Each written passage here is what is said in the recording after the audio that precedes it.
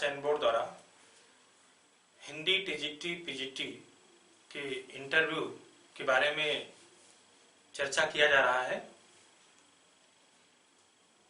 पिछले कक्षाओं में हमने पद्य के बारे में चर्चा किया,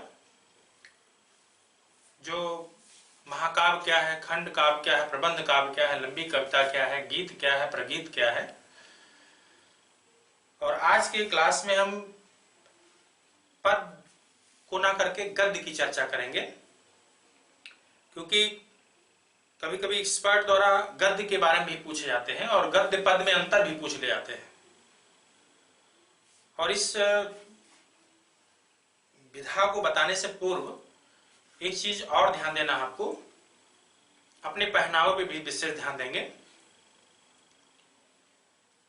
और जब भी जिस दिन आपका इंटरव्यू लगे उस दिन ये ध्यान देना, आपको भोजन करके ही जाना है, क्योंकि वहां समय लग जाते हैं। मान लीजिए आपका 10 बजे बुलाया गया सुबह, तो ऐसा नहीं 10 बजे ही आपका इंटरव्यू होगा, आपका 2 भी बज सकते हैं। तो फिलहाल उसके साक्षात्कार लेटर में रहेगा, लेकिन आप भोजन करके ही जाएंगे। और दूसरी बात, अपने पहनावे पर विशेष ध्यान देना है। पहनावे पे जो भी, मान लीजिए बालक वर्ग में है, आप पुरुष में हैं, तो जो भी आप चाहे पैंट या शर्ट जो भी आप सिलाएंगे, ऐसा नहीं कि उसी दिन आप जो है पहनेंगे। उसके पहले जो है 2-4 बार पहन करके ऐसा ना लगे कि नया नया, थोड़ा अजीब टाइप का लगता है, थोड़ा पुराना हो जाए। और ऐसा नहीं कि इतना प्रेस के रहे पूरा क्रिच दिखे आपका शर्ट में, ऐसा भी नहीं। बहुत सिंपल तरीके से वहां पे आप जाएंगे। और वहां पे जाने पे घबराहट होगी आपको, तो लेकिन ये ध्यान देना, कोई आईएएस का इंटरव्यू नहीं है और न पीसीएस का है। एक माध्यमिक शिक्षा सेवा चयन बोर्ड, जो एक अशासकीय इंटर कॉलेज में टीजीटी का जो चयन होगा आपके लिए, टीजीटी पद के लिए आपके साक्षात्कार होगा। तो इसलिए ऐसा नहीं है कोई अधिकारी आपके सामने नहीं रहेंगे, वो भी एक शिक्षक होंगे। अगर वो पीसीएस अधिकारी है भी तो सचिव हैं, वो आपके सामने नहीं आएंगे, क्योंकि जितने भी अगर कोई सदस्य होंगे वो भी एक शिक्षक है। अगर विषय विशेषज्ञ आपके बगल में बैठे हैं या सामने हैं, तब भी वो एक शिक्षक ही है। एक शिक्षक पूर्ण रूप से है और एक आप भावी शिक्षक हैं, तो वो उनसे डरने की बात नहीं है। एक प्रश्न व्यवहारिक पूछे जाएंगे जो आपसे, उन्हीं के जवाब देना है, तो कोई डरने की बात नहीं है। और प्रश्न भी बहुत इसी सरल भाव से ही पूछे जाते हैं। ऐसा नहीं है कि हमको जो पूछा जाएगा नहीं आएगा। घबराहट नहीं होनी चाहिए। और आप जितना ही अपने पाठ्यक्रम पे अध्ययन करेंगे, उतना ही आपके जो है आत्मविश्वास आएगा और आपके डर दूर होंगे। और हम लोग भी साक्षात्कार प्रारंभ में दे चुके हैं, तो ये डर तो लगता था कि पता नहीं क्या पूछा जाए प्रश्न। तो जो सहयोगी होते थे कहते थे, आप ऐसा है, बहुत डर रहे हैं, कुछ नहीं पूछा जाएगा आपसे प्रश्न। आपका नाम पूछ लिया जाएगा और गांव का नाम पूछ लिया जाएगा, जिला पूछ लिया, इतना बता सकते हैं ना? तो हम लोग कहते हैं हाँ सर, ये तो बता ही सकते हैं। तो कहे ठीक है, अपना नाम और जिला वाला बता देना जो पूछेंगे, और कुछ मत बताना, और आएगा तब भी ना कुछ बोलना। ये आत्मविश्वास के लिए वो कह दिए। लेकिन जब आप अंदर जाएंगे तब समझ में आता है कि ये तो अगर ऐसा नहीं है, तो बात तो सही है उन लोग की बात, डर दूर करने के लिए ऐसा कह दिए। लेकिन जब अंदर जाएंगे तो जब नाम पूछेंगे या जिला कभी पूछ लिए, उसके बाद जब प्रश्न करने लगते हैं तो 1-2 बार थोड़ा सा, जब तक आप प्रश्न पूछा नहीं जाएगा, जब तक आप उत्तर नहीं देंगे, तब तक, जब तक आप बोर्ड के अंदर गए भी नहीं जहां आपका इंटरव्यू होना, तब तक डर लगता है। उसके बाद जैसे आप अंदर गए, बैठे, और जैसे प्रश्न एक्सपर्ट द्वारा या सदस्य महोदय द्वारा पूछने लगते हैं, आपके एकदम ये ध्यान नहीं रहता कि हमारे सामने कौन है, बस सिर्फ वो आप प्रश्न बताने में आपका सारा दिमाग रहेगा, इसलिए सारे डर दूर हो जाते हैं। और आप जैसे जैसे पूछा जाता है, वैसे जैसे आप परीक्षा कभी रिटर्न देते होंगे, तो जब परीक्षा भवन में जाते हैं आप, तो बहुत डर लगे रहते, जब तक पेपर आप निकालते नहीं है, खुलता नहीं है, पता नहीं कैसे प्रश्न आया होगा, मेरा होगा कि नहीं, ऐसे बहुत सारी बातें आएंगी। लेकिन जब प्रश्न खोलते हैं आप उसको, तो जैसे प्रश्न देखते हैं सरल, तो आपका कॉन्फिडेंस आने लगता है, और जैसे जैसे प्रश्न आप सॉल्व करते हैं, सारे उत्तर आप करने लगते हैं। वही स्थिति यहाँ भी है। जब आपका साक्षात्कार शुरू हो जाएगा, एक भेंट वार्ता भी कहा गया साक्षात्कार को, जब वार्ता शुरू होगी एक्सपर्ट और आपके द्वारा उत्तर के, तो आपके डर ऑटोमेटिक दूर हो जाएंगे, डर एकदम खत्म हो जाएगा, और आपको ध्यान ही नहीं रहेगा हमारे सामने कौन है, ये आएगा। बहुत सारी ऐसी बातें पूछेंगे जो है आप बहुत सरल भाव से बता देंगे, और आपको बहुत खुशी, जैसे जैसे उत्तर बताते जाएंगे आपके अंदर कॉन्फिडेंस बढ़ता जाएगा। लेकिन जब विषय पे आएंगे तो जब विषय तैयार होगा तभी बता पाएंगे। कभी कोई रचना ही पूछने लगते हैं, और कभी कोई परिभाषा पूछने लगते हैं। लेकिन चूंकि 4000 लगभग लोग परीक्षा टीजीटी में 4000 लोग परीक्षा पास किए हैं, तो मैं जो ये आपका इंटरव्यू बता रहा हूँ, ऐसा नहीं कि आप अकेले के लिए बता रहे हैं। तो क्योंकि 4000 लोग हैं, आप ही लोग हैं, कोई जरूरी नहीं कि किसी से कहानी के बारे में पूछे, तो हो सकता है किसी से उपन्यास के बारे में पूछे, या किसी से आत्मकथा के बारे में पूछ ले, कोई जरूरी नहीं सारे प्रश्न आप ही से पूछ लिए जाएंगे। लेकिन आपका ये जरूर हम लोग को भय है कि कहीं से कोई प्रश्न पूछ सकते हैं। तो मैं जो टीजीटी पीटी इंटरव्यू के बारे में टॉपिकों पे आ रहे हैं, तो मान लीजिए मैंने पद की चर्चा किया, आज गद्य के बारे में बता रहे हैं। मान लीजिए पूछे, अगर ऐसे ही पूछ ले, पाठ्यक्रम पूछ रहे हैं कि मान लीजिए आपने बता दिया कि पद्य होते साहित्य, गद्य में लिखा, पद्य में लिखा गया, गद्य में लिखा गया है। कभी कोई ऐसे भी प्रश्न पूछे, गद्य पद्य में अंतर क्या है, और गद्य में क्या क्या लिखा गया है। तो पद्य की मैंने कुछ चर्चा किया है, गद्य की कर रहे हैं, तो जब ये कंप्लीट हो जाएगा, मैं लास्ट में आपको गद्य पद्य में अंतर बताऊंगा। वैसे निचली कक्षाओं में, हाई स्कूल या इंटर की किताबों में गद्य पद्य में अंतर दिया गया। तो मानिए गद्य क्या होता है, तो गद्य जो शब्द है गद धातु से बना है। गद्य शब्द गद, जो गद्य शब्द होता है, गद दा पे हल चिन्ह है, गद माने बोलना, बोलना होता है।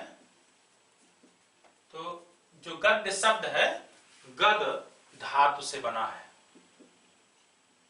धातु से बना है।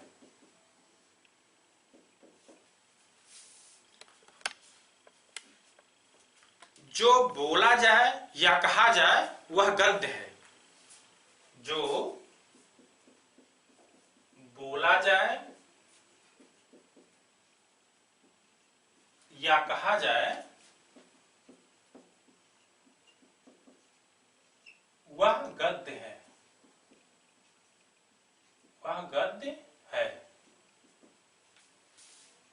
ऐसे प्रश्न पूछे इस पर कि गद्य क्या होता है, तो आप कह सकते हैं श्रीमान गद्य शब्द गद धातु से बना है, और जो बोला जाए या कहा जाए वही गद्य है। यह छंदों में बंधा हुआ नहीं होता है। ये भी कह सकते हैं कि यह छंदों में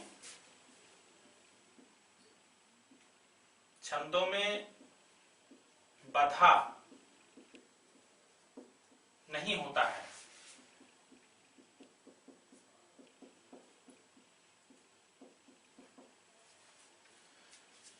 तो कहें अच्छा वह कौन विधा है जो छंदों में बंधा होता है, तो आप कह सकते हैं वो पद्य है। तो पद्य का शास्वर पाठ किया जाता है और छंद या लय में बंधा रहता है, जबकि आपका जो गद्य होता है छंद या लय में बंधा हुआ नहीं होता है। आप देखेंगे आज जो गद्य है, साहित्य में अनेक विधाएं हैं, बहुत सारी विधाएं हैं, और आज के साहित्य में गद्य की अनेक विधाएं विकसित हो गई हैं। इनमें जैसे आपके कहानी कह सकते हैं, जैसे हम कहें इसमें कहानी है विधाओं में, यह उपन्यास है, नाटक है, निबंध, आलोचना,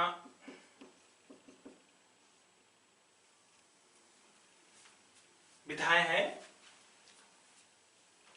इसी में अगर हम आत्मकथा कह दें तो जो आत्मकथा है ये भी विधा है, लेकिन ध्यान देना है लघु विधाएं हैं। तो इन विधाओं में आत्मकथा भी है, जीवनी है, संस्मरण है, रेखा चित्र है, रिपोर्टाज, डायरी, इंटरव्यू, इसी को साक्षात्कार कहा गया। ये भी एक इंटरव्यू आपका लगा हुआ है टीजीटीपीटी का, वो भी इसी भेंट वार्ता कहा जाता है। और एक इंटरव्यू या साक्षात्कार, इंटरव्यू विधा भी होता है। ऐसे में यात्रा वृत्तांत, यात्रा साहित्य भी कहा गया है, यात्रा वृत्त भी कह सकते हैं इसी को, यात्रा वृत्तांत भी कह सकते हैं, यात्रा साहित्य भी कह सकते हैं। तो ये सब कुछ विधाएं हैं। तो अगर पूछा जाए गद्य विधाओं में कौन कौन आते हैं, तो आप कह सकते हैं कि कहानी है, उपन्यास है, निबंध है, आलोचना है, नाटक है। अच्छा, कुछ लघु विधाएं भी होंगे, तो ये आप कह सकते हैं आत्मकथा, जीवनी, संस्मरण, रेखा चित्र, रिपोर्टाज, डायरी। देखिए वहां पे भले इतने बताए जा रहे हैं, जब आपसे पूछा जाएगा तो कोई जरूर नहीं आप किनारे से बताएंगे, उसमें 2-4 ऐसे नाम लेंगे तो फिर तुरंत, जैसे आप कहें सर गद्य विधाओं में कौन कौन आते हैं, तो आप कह सकते हैं कहानी है, उपन्यास है, नाटक है। जब इसे बताने लगे तुरंत काट करके दूसरे इस पर कहेंगे अच्छा ठीक है कहानी क्या होता है। मतलब आप पूरा चाहे बता पाइए चाहे ना बता पाइए, इतना बताए 2-3 तो उनको लग रहा है कि हाँ क्लियर है, उसके बाद तुरंत कहेंगे अच्छा कहानी क्या होता है, कहानी किसे कहते हैं, या कहानी उपन्यास क्या होता है, या मान लीजिए किसी का उपन्यास होता है, अच्छा उपन्यास क्या है। फिर उपन्यास को परिभाषित किए, फिर कोई उपन्यास पूछ लिए, अच्छा मान लीजिए कोई ऐसे उपन्यासकारों के नाम बताइए, तो ऐसे भी सवाल, या नाटक बता रहे हैं नाटककारों के नाम बताइए कोई, या निबंध क्या है, आलोचना क्या है। तो हम लोग को जो साक्षात्कार में जैसे कोई भी प्रश्न हो, आधा मिनट या 1 मिनट में, जैसे मान लीजिए आपसे पूछे बताइए रंजित मानस किसकी रचना है, तो आप कहेंगे गोस्वामी तुलसीदास। तो इसी तरह के आप मान लीजिए कहानी पूछे, ऐसा नहीं इतना लंबा आप उसको खींचेंगे, पता लगे वो एक एक। और ये भी ध्यान देंगे जो भी चीज प्रश्न आपसे पूछा जाएगा और जब आप बताएंगे, तो जब आप बताने लगेंगे तो ऐसा नहीं कि उसे मुलझाए रहेंगे। मान के चलिए 14-15 प्रश्न पूछेंगे और नहीं बता पाएंगे तो 1-2 बता के कहेंगे ठीक है आप जाएंगे। तो जब बताने लगे ऐसा नहीं घुमा घुमा के कहानी नहीं पूछेंगे, क्योंकि मैं इसको परिभाषित कर रहा हूं, कहानी क्या है, उपन्यास क्या है, नाटक क्या है, इसके बारे में एक परिचय करा रहा हूं। तो मैं फिर आपको क्रम से आदिकाल के में जो लेखक हैं उनकी रचनाएं कौन है, नामकरण कैसे हुआ, फिर आपको भक्ति काल में, रीत काल, फिर कवियों पे, पंक्तियों पे चर्चा करेंगे। लेकिन एक व्यवहारिक प्रश्न जैसे 13 की परीक्षा में, 13 के इंटरव्यू में किसी से पूछ लिया गया था संस्मरण क्या होता है, ये पूछ लिया गया था। एक से पूछे अच्छा कहानी के तत्व कौन कौन से हैं, उपन्यास के तत्व, जैसे प्रश्न आया था माध्यमिक शिक्षा संवचन बोर्ड पीजीटी की परीक्षा में कि उपन्यास के तत्व कौन नहीं है। तो ये वस्तुनिष्ठ परीक्षा पूछे, और जब व्यवहारिक प्रश्न पूछते तो वहां तो ऑप्शन देख के आप करते हैं, यहाँ तो बोलना पड़ता है। तो मान लीजिए हम आज कहानी पे चर्चा कर रहे हैं, विधाओं में कहानी क्या है। तो आज के क्लास में हम कहानी के बारे में बताएंगे, कहानी क्या होता है, कहानी के तत्व कौन कौन से हैं, कहानी किस प्रकार की लिखी गई हैं, कैसी कहानियां हैं वो। तो कहानी,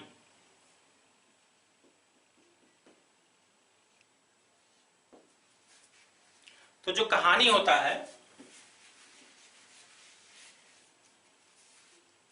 जब भी कहानी आपसे पूछा जाए तो बहुत रटा नहीं होना चाहिए। आप ऐसा भी कह सकते हैं कहानी गद्य का ऐसा प्रकार है जिसमें जीवन के किसी एक प्रसंग या किसी घटना या मानस्थिति का चित्रण होता है। फिर से सुनेंगे, गद्य का यह ऐसा प्रकार है जिसमें जीवन के किसी एक प्रसंग, किसी एक घटना या मनस्थिति का चित्रण होता है या वर्णन होता है, वह कहानी है। यह जो कहानी होता है वर्णन में अपने आप में पूर्ण होना चाहिए। अगर आप इतना कहे, अगर बोर्ड नहीं संतुष्ट है, मान लीजिए फिर पूछे कि और बता सकते हैं कहानी, तो आप परिभाषित कर सकते हैं कि कहानी एक ऐसा आख्यान है जो यथार्थ का उद्घाटन करता है, लेकिन आकार में छोटा होता है, जिसे एक बार में पढ़ा जा सकता है और पाठक पर एक समन्वित प्रभाव डालता है, वह जो है कहानी है। फिर से ध्यान देंगे, अगर बोर्ड द्वारा पूछा जाए किसी एक्सपर्ट द्वारा कहानी होता क्या है, तो आपको ये देखिए, जो भी इंटरव्यू में जब हम प्रश्न पूछे जा रहे हैं उस स्तर के हम बता रहे हैं, तो इसको आप नोट करेंगे। तो जितना बताया जा रहा है, अगर हम चूंकि उस तरह लिखे लाइन टू लाइन तो रट्टू हो जाएगा। आप हमेशा जितना बोल रहे हैं उसको और सरल करके आप लिखेंगे। तो जैसे पूछा जाए कहानी क्या है, तो आप उस स्थिति में ऐसा कहेंगे, कहानी एक ऐसा आख्यान है जो यथार्थ का उद्घाटन करता है, आकार में छोटा होता है, जिसे एक बार में पढ़ा जा सकता है और पाठक को एक समन्वित प्रभाव डालता है, वही कहानी होता है। फिर कोई एक्सपर्ट बगल हो, वो पूछे अच्छा कहानी के तत्व कौन कौन हो सकते हैं, हमारे से पूछे कहानी के तत्व बताएंगे क्या क्या है। तत्व,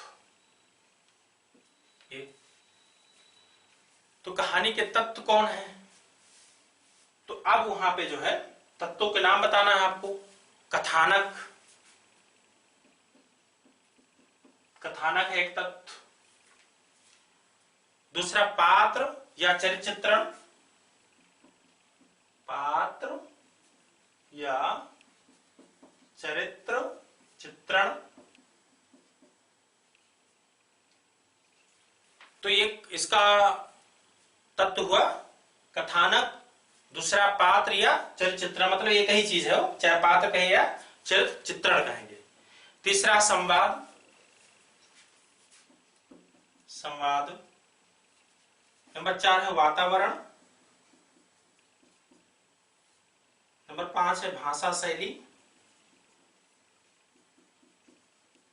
भाषा शैली। उद्देश्य,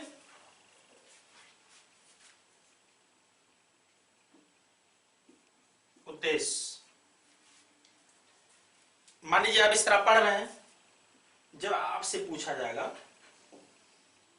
कि कहानी के तत्व, तो आप कहते हैं श्रीमान यस सर, संवाद है, कथानक है, पात्र चरित्र चित्रण है, भाषा शैली है, उद्देश्य है। और कोई जरूरी नहीं कि आप पूरा बताएंगे। आप कहानी के तत्वों में कथानक, पात्र चरित्र चित्रण, संवाद, वातावरण, भाषा शैली, उद्देश्य, इस तरह बोलेंगे। ऐसा नहीं कहेंगे नंबर 1 कथानक, नंबर 2 पात्र चरित्र चित्रण, नंबर 3 वातावरण, नंबर 4 भाषा शैली, नंबर 4 उद्देश्य। तो ये इस तरह नंबरिंग करेंगे तो आपको गलत हो सकते हैं प्रश्न। कोई जरूर नहीं, चाहे जहां बताइए, कोई भी पूछे कहानी के तत्व कौन है, आप भाषा शैली, उद्देश्य भी पूछ सकते हैं, बता सकते हैं। भाषा शैली कहे चाहे नीचे से बताइए चाहे ऊपर से, कोई दिक्कत नहीं, बस वो नाम आ जाना चाहिए। इससे क्या फीलिंग होता है एक सदस्य उस बोर्ड को, कि जो है ये फीलिंग होता है कि आपको जानकारी है इसके बारे में। और किसी का इंटरव्यू तभी अच्छा होता है जब जो बोर्ड द्वारा जो एक्सपर्ट है या सदस्य, अगर वो अपनी तरफ आकर्षित अगर कर ले गया, तो आप ही ऐसा जब बढ़ जाती है वार्ता भेंट, तो जितना प्रश्न पूछेंगे सब आप बता ले जाएंगे। और जब तालमेल नहीं बना आप लोग का, तो फिर वो प्रश्न अगर कुछ पूछेंगे बताएंगे आप कुछ, तो ध्यान देना। और कभी भी जब भी इंटरव्यू हो, हमेशा आई कांटेक्ट में जवाब देंगे। मान लीजिए जब भी प्रश्न पूछा जाए, मान लीजिए आपको डर लग रहा है, तो जब प्रश्न पूछे कहानी के तत्व कौन है, तो आप कहेंगे, ऐसा नहीं नीचे कह के कहेंगे पात्र या चरित्र चित्रण, संवाद, फिर कहेंगे, आप अपने सर को नीचे नहीं कहेंगे। मान लीजिए आप कहें वातावरण, जब भी कहो ऐसा नहीं कि वातावरण, ऐसा बोलना बहुत सरल भाव से, सरल वातावरण। और फिर जब मान लीजिए आपको ध्यान नहीं आ रहा, नीचे देख सकते हैं, क्योंकि आपको अगर सामने देखेंगे तो डर भी लग सकता है, तो कहेंगे वातावरण। फिर अगर जब भी ध्यान आए कोई दूसरा, तो कहेंगे भाषा शैली, तो आप उनको देख के फिर कहें फिर आपको ध्यान नहीं रहा नीचे का, फिर कहें उद्देश्य, फिर नहीं आ रहा। जब भी अंदर ध्यान आए कि कथानक कहना, तो जब कथानक कहिए तो उनको देख के कहिए। इससे क्या होगा, आई कांटेक्ट में जब आप बात करेंगे तो आपके प्रश्न बड़े कॉन्फिडेंस से होंगे, और डर के कहेंगे तो हमेशा आपको, जब उनसे आई कांटेक्ट में नहीं बात करेंगे तो आप और डरेंगे, तो जो बोल रहे हैं वो भी भूल जाएंगे। तो इसीलिए हमेशा आई कांटेक्ट में, क्योंकि जब आप आई कांटेक्ट बात करेंगे हो सकता है वो भी जो है नीचे करें सर अपने को। ऐसा नहीं कि आप उनको देखें तो वो भी आपको देखते रहेंगे, ये कोई जरूरी नहीं है, इसीलिए फायदा होता है। तो जब भी ये कहानी के तत्व पूछे जाए, अब मान लीजिए आप कहानी के तत्व बता ले गए, फिर आपसे प्रश्न पूछे अच्छा कथानक क्या होता है, कोई एक्सपर्ट, तो ये चीज ध्यान देंगे। कोई जरूरी नहीं कि आपका इंटरव्यू चल रहा है, पता लगे कि जब कहानी के बारे में पूछने लगे इसी में उलझा रहे हैं आपको, जो है आप जब इतना बताएंगे ना तुरंत फिर दूसरा क्वेश्चन शुरू हो जाएगा। ऐसे भी कह सकते अच्छा कहानी के प्रकार भी होंगे, लेकिन मान लीजिए ये हमको लिखने में समय लगा और आपको बताने में भी, तो हमने लिखा भी और बताया भी, तो उसमें तो समय लग रहा है। लेकिन जब आप वहां लिखना तो है नहीं, आप डायरेक्ट प्रश्न बताएंगे, तो मान कहेंगे कहानी क्या है, तो कोई जरूर नहीं कि आप पोथी व्यवहारिक रूप से एक लाइन बताएंगे।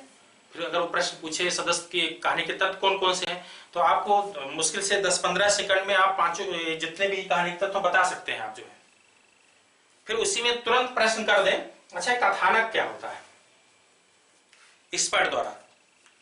तो कथानक जो होता है, कहानी का जो कथानक है किसी एक प्रसंग या कुछ प्रसंगों पर आधारित होता है। इसमें जीवन का एक अंश दिखाया जाता है और किसी घटना का चित्रण भी होता है, या किसी विशेष प्रसंग में जो पात्र होते हैं उनकी मनःस्थिति का चित्रण भी होता है। तो जहां कथानक आप कहेंगे सर क्षमा चाहेंगे हम प्रश्न को ध्यान नहीं आ रहा है, तो जहां वो कहना यहाँ पे इतना भी कह देंगे जो सर कथानक होता है एक प्रकार के कुछ प्रसंगों पर आधारित होता है और इसमें किसी घटना का भी चित्रण होता है और जीवन का एक अंश दिखाया जाता है इसमें। अगर नहीं कुछ समझ में आ रहा सर इसमें मनःस्थिति का चित्रण होता है, इसमें किसी एक प्रसंग या कुछ प्रसंगों का ही आधारित होता है, या किसी घटना का चित्रण होता है, इतना भी एक लाइन कह सकते हैं। दूसरा कथानक होता है इसमें किसी एक घटना का चित्रण होता है। तो आप उस तरह देखा जाए तो प्रश्न तो बहुत बना सकते हैं, अच्छा घटना कैसे चित्रण होता है। तो इस तरह जब उलझाने लगेंगे तो वहां आप इस तरह से बचने का प्रयास करिएगा, सर क्षमा चाहेंगे ध्यान नहीं आ रहा, तो प्रश्न को तुरंत हटा देंगे वहां से, फिर दूसरे तरफ आपको मोड़ देंगे। लेकिन मेरा काम है बताना, आप तैयार रखेंगे। मान लीजिए पात्र या चित्रण के बारे में चर्चा किया जा रहा है, तो पात्र कहानी में पात्रों की संख्या बहुत अधिक नहीं होती है, नाटक में ज्यादा होते हैं। तो कहानी में जो पात्र होते हैं इनकी संख्या बहुत कम होती है और ये दो प्रकार के होते हैं पात्र, एक वर्गीय पात्र होते हैं और एक विशिष्ट पात्र होते हैं। तो जो पात्र होते हैं यहाँ पे इनकी संख्या बहुत ज्यादा नहीं होती है, दो तरीके से होते हैं। तो एक पात्र है कि वर्गीय पात्र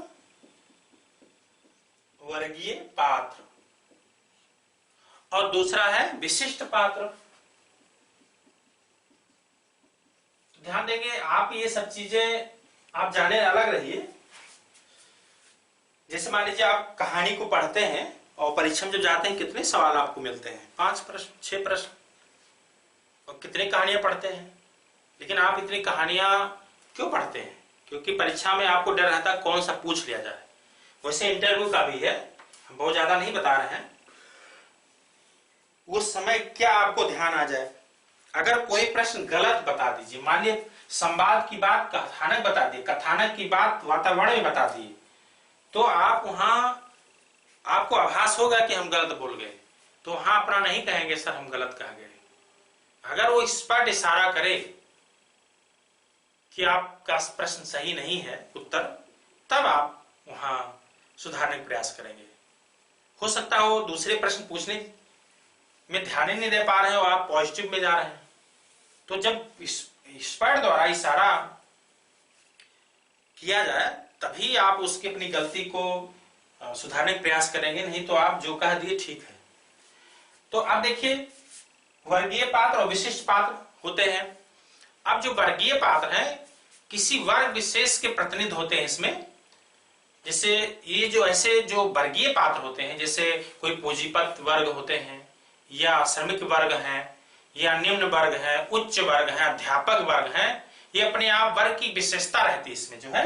तो जो आपके वर्गीय पात्र हैं इसमें किस तरह के होते हैं, तो एक प्रकार से वर्ग विशेष के प्रतिनिधि होते हैं, जैसे पूंजीपति वर्ग, अध्यापक वर्ग, श्रमिक वर्ग, निम्न वर्ग, उच्च वर्ग, इस तरह के इसमें आते हैं। और विशिष्ट जो विशिष्ट पात्र होते हैं इसमें कैसे आते होते हैं, विशिष्ट पात्रों में असाधारण या निजी विशेषताएं होती हैं इसमें जो है। और जैसे प्रेमचंद की जैसे कहें, मान लीजिए आपसे पूछे विशिष्ट पात्र क्या होता है, उलझाएं उसी में, तो आप कह सकते हैं इसमें सर जो असाधारण निजी विशेषता होती है, जैसे आप कह सकते हैं जैसे प्रेमचंद की जो एक कहानी है कफन की जो कहानी के पात्र है वो वर्गीय पात्र आते हैं इसमें जो है, वर्गीय चरित्र रहते हैं इसमें जो है। दूसरी बात कहें प्रसाद की जैसे गुंडा कहानी है, वो भी जो है एक कहानी, ये एक विशिष्ट पात्र है में है। तो कह सकते हैं कि आप वर्गीय पात्रों में या विशिष्ट पात्रों में, तो जो विशिष्ट पात्र होते हैं इसमें आप कह सकते हैं प्रेमचंद की कफन कहानी है।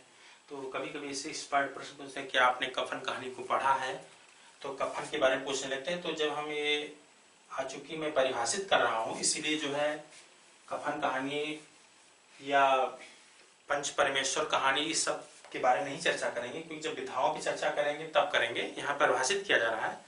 अब मान लीजिए मैंने इतना कहा, संवाद की बात आ जाए। संवाद क्या है? पात्रों की आपसी बातचीत, कहानी में जो रोचकता और आकर्षण उत्पन्न होता है संवाद से, इससे जो है संवादों से जो पात्र होते हैं आपसी जब बातचीत करते हैं तो उसमें रोचकता आ जाती है।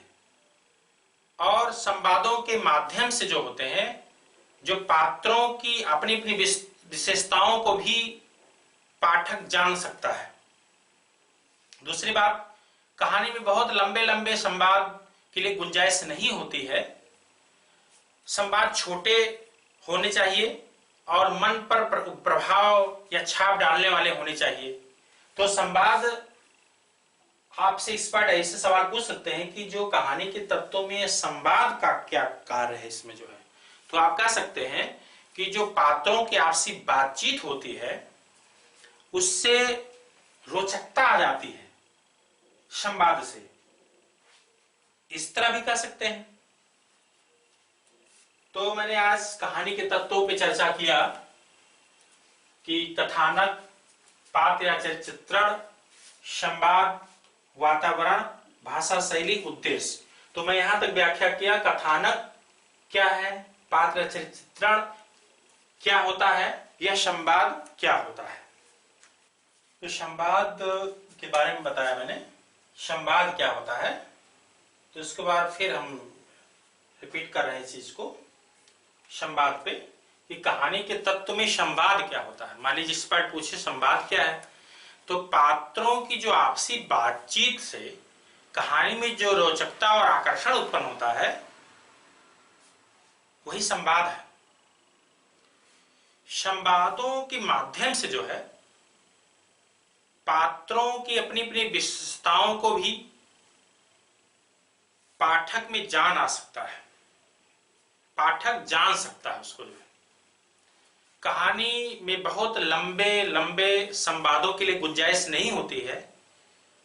संवाद छोटे परंतु मन पर छाप छोड़ने वाले होने चाहिए, इस तरह के। तो अगर ऐसे इस पर पूछे कि कहानी के तत्व जो है संवाद है, कहानी में इसका क्या योगदान होता है, तो आप कह सकते हैं जो पात्र होते हैं वो आपसी जो बातचीत करते हैं उसमें रोचकता और आकर्षण उत्पन्न होता है संवाद के कारण, ये चीज कह सकते हैं आप।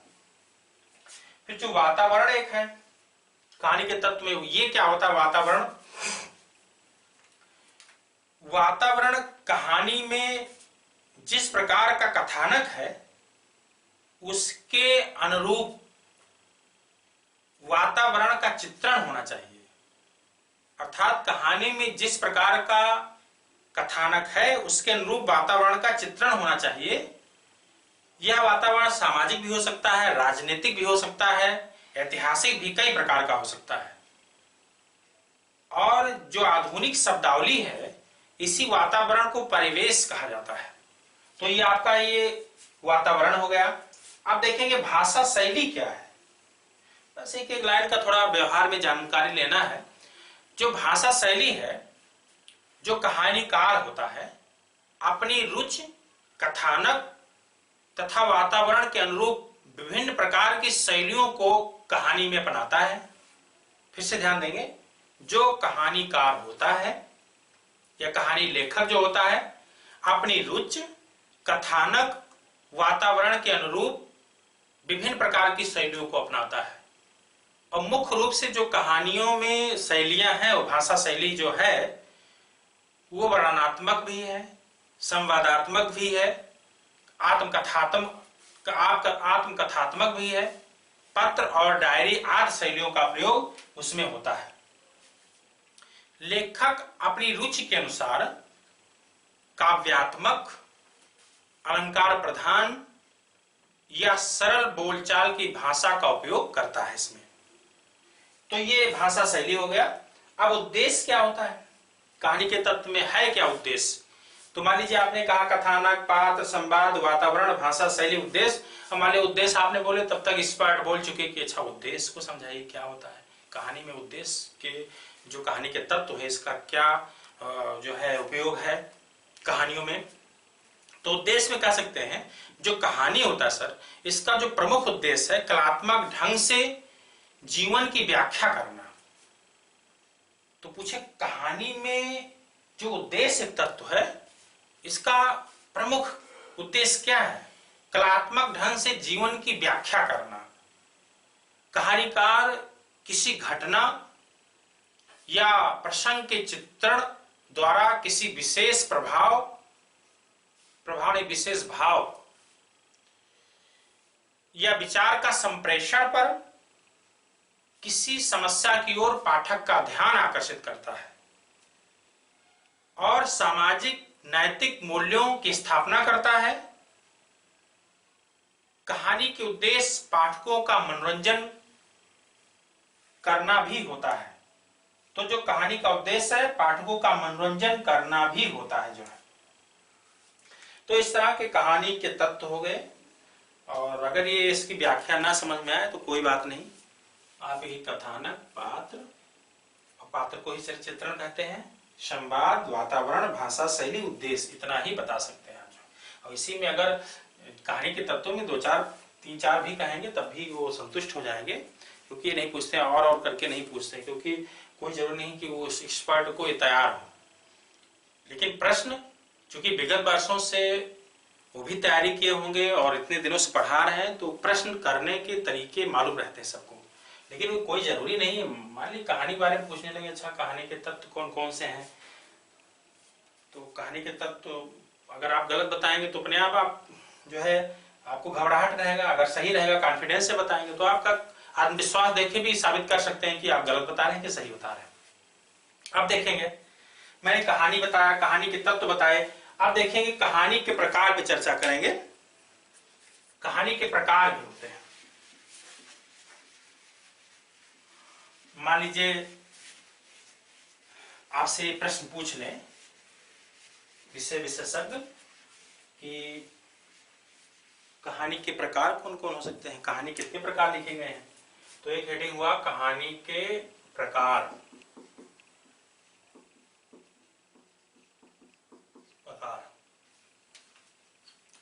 अब देखेंगे जो कहानी के प्रकार हैं वो 2 आधार पे प्रकार बांटे गए हैं, एक विषय की दृष्टि से और एक कथानक के दृष्टि से।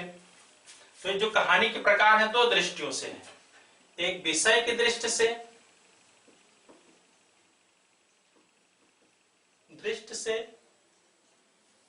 और एक है जो है कथानक की दृष्टि से, कथानक की दृष्टि से। अब हमको देखना है विषय की दृष्टि में क्या आता है। तो जो विषय की दृष्टि होते हैं इसमें किस प्रकार की कहानियां लिखी गई हैं। तो इसमें जो विषय की दृष्टि है, इसमें आप कह सकते हैं इसमें मनोवैज्ञानिक कहानियां लिखी गई। इसमें मनोवैज्ञानिक कहानी, ऐतिहासिक,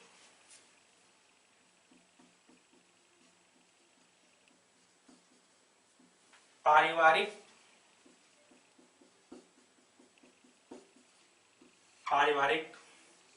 सामाजिक, फिर से ध्यान देंगे, मनोवैज्ञानिक, ऐतिहासिक, पारिवारिक, सामाजिक, इस तरह की कहानियां जो विषय की दृष्टि में आते हैं। और कुछ कथानक की दृष्टि से जो कहानियां हैं, उसमें कथानक की दृष्टि से जो कहानियां होती हैं उसमें 3 प्रकार की कहानी माने गए। कथानक की दृष्टि से इसमें 3 प्रकार की कहानियां हैं, जिसमें एक है घटना प्रधान,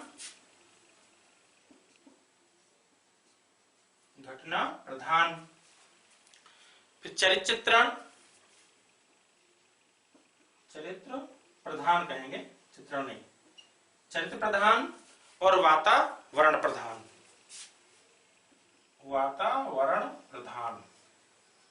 फिर से इस पे आपको थोड़ा ध्यान देना है। अगर पूछे कहानी के प्रकार में बताइए, कहानियां किस प्रकार की लिखी गई जो है, तो आप कह सकते हैं कि विषय की दृष्टि से भी लिखे गए हैं और जो है कथानक की दृष्टि से भी लिखे गए हैं। और कथानक की दृष्टि से 3 प्रकार की कहानियां हैं, जैसे घटना प्रधान, चरित्र प्रधान, वातावरण प्रधान। और वो भी नहीं समझ में आया, आप इतने कहिए जो कहानी के प्रकार है, कुछ कहानियां मनोवैज्ञानिक लिखे गए हैं, ऐतिहासिक लिखे गए हैं, पारिवारिक लिखे गए हैं, सामाजिक लिखे गए हैं।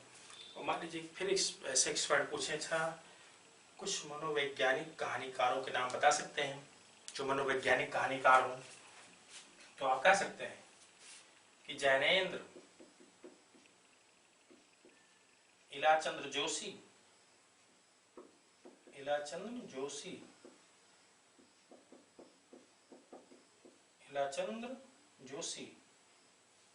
और अज्ञे प्रमुख नाम है इनके। मनोविश्लेषणवादी या मनोवैज्ञानिक कहानीकार है। फिर क्या अच्छा ऐतिहासिक कहानियां, यानी ऐतिहासिक में कोई कहानी बताएंगे या कहानीकार, तो ऐतिहासिक में किसी भी नाम रख सकते हैं। आप कहेंगे सर जो ऐतिहासिक में जयशंकर प्रसाद जो एक है, ये प्रसाद जी, जो प्रसाद है ये ऐतिहासिक ये भी कहानी लिखे हैं। तो कोई जरूरी नहीं पूरी कहानी उनका बताइए कि ग्राम से लेकर के प्रारंभ करिए। तो आप कह सकते हैं कि सर इनके पूछे अच्छा कोई ऐसे ऐतिहासिक कहानीकार और उनकी कहानी का नाम बताएंगे, तो आप कहेंगे ऐतिहासिक में सर जयशंकर प्रसाद भी हैं और उनकी जो ममता कहानी है, ममता ये भी एक ऐतिहासिक कहानी है, ममता कहानी। फिर कहें अच्छा ठीक है, पारिवारिक कहानी में या कहानीकारों में कोई नाम बता सकते हैं कि जो पारिवारिक कहानीकार में भी हो और कहानियां भी लिखी हो, तो आप कह सकते हैं कि जो प्रेमचंद है सर, मुंशी प्रेमचंद की कहानी है बड़े घर की बेटी।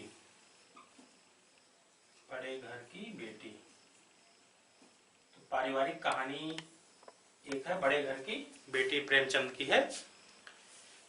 इस तरह आपसे ऐसे प्रश्न पूछे अच्छा कोई सामाजिक कहानीकारों में कोई चर्चित नाम हो उनकी कहानी, तो आप प्रेमचंद सामाजिक भी लिखे हैं, यथार्थवादी भी लिखे हैं, आदर्शवादी भी लिखे हैं।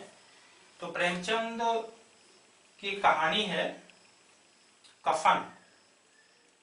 ये जो कफन कहानी है ये भी एक सामाजिक कहानी है।